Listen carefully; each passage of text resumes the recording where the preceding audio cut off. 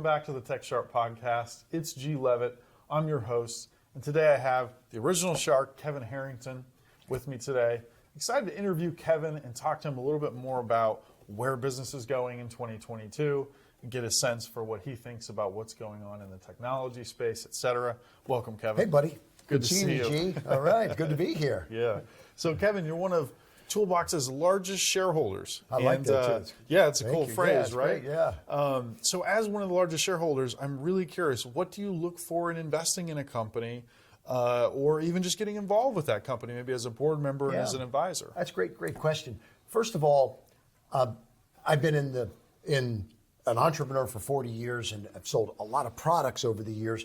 And on the product side, I always look for some product that would solve a problem that's not already being solved in the marketplace. Now, let's just take it now broader, not just products, because I'm in all businesses now. Sure. I spent many years just selling products, but now if you have a service business, a product business, any manufacturing business, you're still solving and correcting problems that exist. So are you solving them in a unique fashion such that others are not already in the market solving those problems? So that's something very powerful.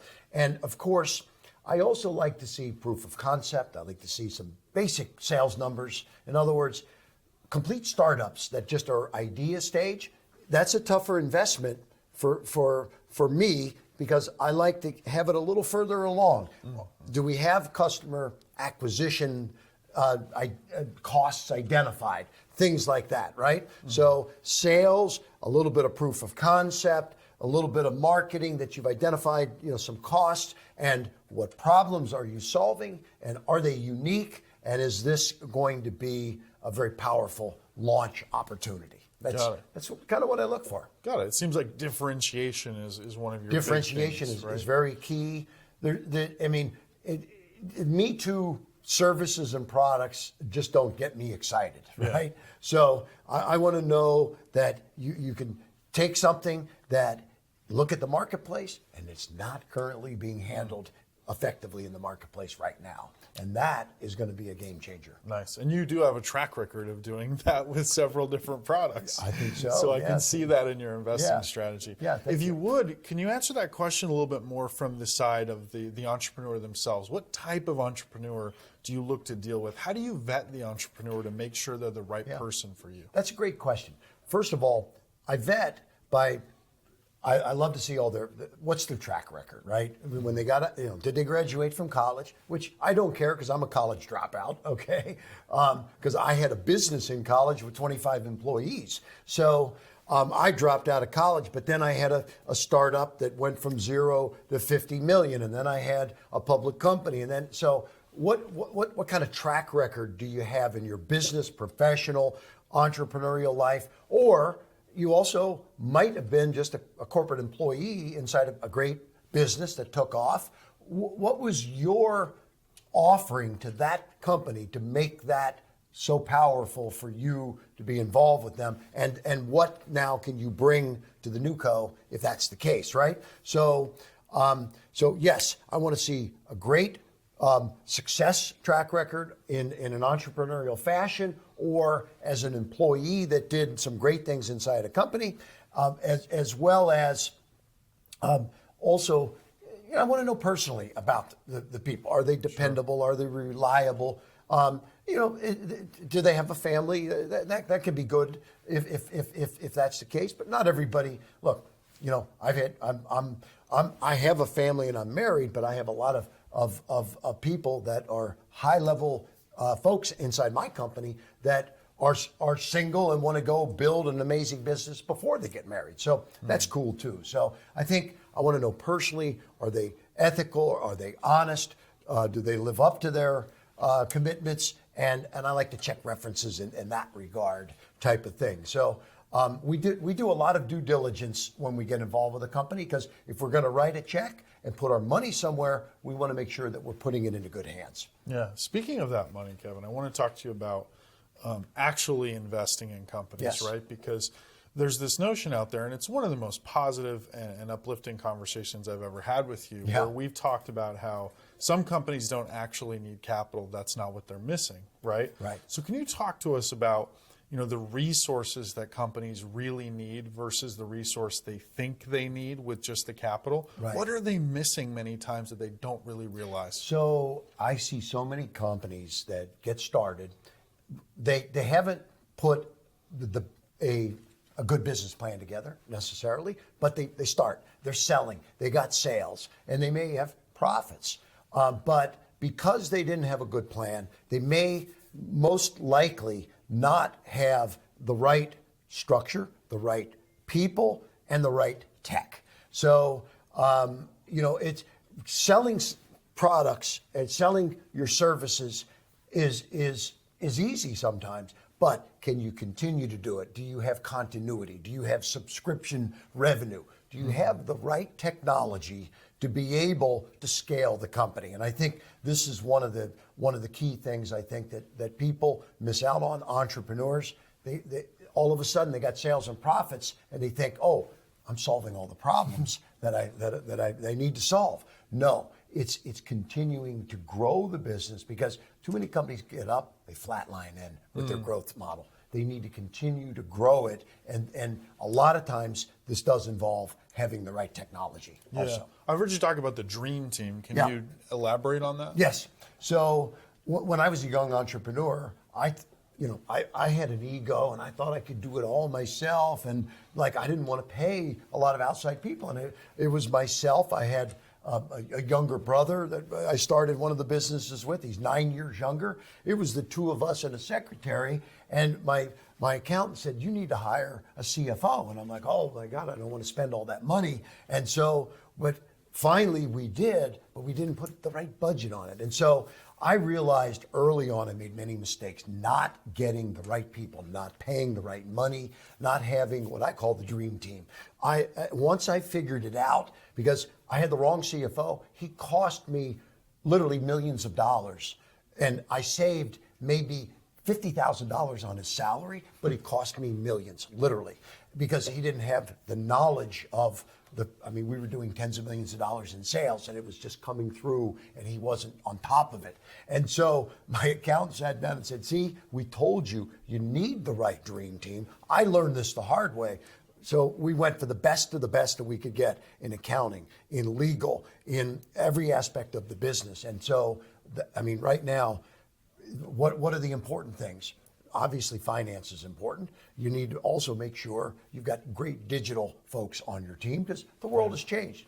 In the old days, it was the as seen on TV model. We don't even do that anymore. It's all digital. It's Facebook and Instagram and TikTok and all these new social media channels. So it's important to have the right digital dream team, and also to run the business, accounting, finance, operations, get the best of the best. And by surrounding yourself with these people, most of these people they've been through this before. And one last thing that I like to say is important to have somebody on your team, somebody that's had an exit, so that, what is the purpose of building a business? For many people, it's to be able to build it so they can sell it. And so if you begin with the end in mind, you might want to get a person on your dream team that has been through selling a business, because there's a lot of things you can learn during that process, and you can get screwed over if you use the wrong people when you're selling businesses or raising capital. So make sure that you have that exit expert that can help you achieve a great return on your investment when you sell the company. Great. Along those same lines, you've dealt with a lot of public companies. Yes. And you've taken over 20 companies over to over 100 million in revenue, which is really, really cool. So could you talk for a moment about where technology plays a role in taking companies public and scaling companies and getting a model that will scale to a public status, or just getting a company to be able to sell it for a life-changing exit? Right. So, I think one of the important things, when you're selling a business, a buyer, they don't like, I mentioned flat line earlier, they don't like to see flat lines. They like to see growth. And in some industries that I've been involved with, the industries not only flatlined, but they had a bell-shaped curve where they hit a point and went down the other side. Technology, though, can prevent that from happening because what's key about growing a business up to a successful level, showing proof of concept, is now being able to execute a strategy going forward that utilizes technology to be able to continue that path. And this is where many people fail. They got there, they sold products, sales, services, whatever it was, but then they didn't realize how they got there totally, and they didn't systematize it, and they didn't use technology in the process. So, like for me, when we were in the early days of the As Seen on TV business, we were running on hundreds of TV stations, and we were doing $50 million a year.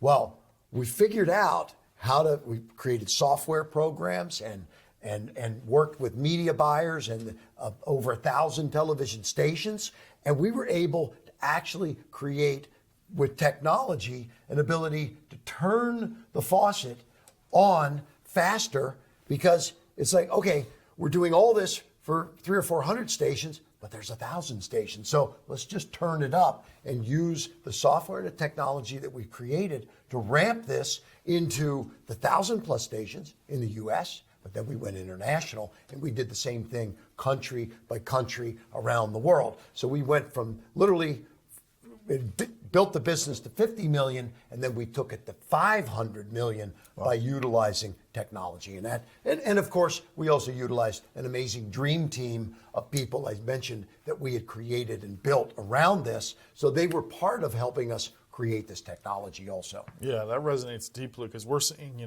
10, 20, 100, 200x gains in 1 year with some of our companies, and they're doing that through the dream team. Yes. It's amazing. Sometimes they're doing it without technology, but many times they're doing it with as well. Correct. So can you kind of end with where things are going, right? What do you see hot right now in business? What do you think 2022 is going to bring to us? Well, okay, so I think COVID and the pandemic hurt so many people. So many people lost their jobs. They thought they also took a moment to rethink their life and what they're going to do in the future. And so many people are starting their own businesses because they finally realized, I got fired during COVID. I had no income. I didn't control my destiny. So many entrepreneurs are starting businesses right now, but they haven't, they don't have a lot of knowledge and experience. So they look for advice and help, and ultimately they also, after a year or two, they may have taken it to the furthest point that they can. So I think what we're going to see over the next 5 years are amazing startups that get to a point where they need help. And I think that's really what we are all about. Is, Toolbox is all about helping these companies take what they've built to a point and now taking it to the next level. Because getting a startup off the ground is, I'm not going to say it's easy, but it's certainly something that many people are doing right now, and I've done it hundreds and hundreds of times. But it's the next step. Getting it off the ground is step one. Making it a huge asset that's going to pay you big money for an exit is going to happen when you get the right people and the right technologies involved. And I think this is why I'm so excited about Toolbox, because this is exactly what we're doing. We're joining companies that have gotten a little bit of a proof of concept, but now we're bringing in the dream team, the technologies, and the tech to help them build in an amazing way. So I'm very excited about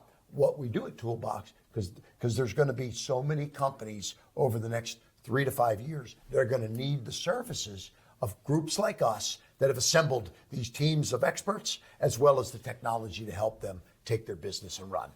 Wow, that's awesome. Yeah. Sounds like there's going to be a lot of opportunity hitting the small business marketplace for a lot of business service providers. So there's a lot of entrepreneurs out there right now, really cranking, really starting to get out there. And it only makes sense.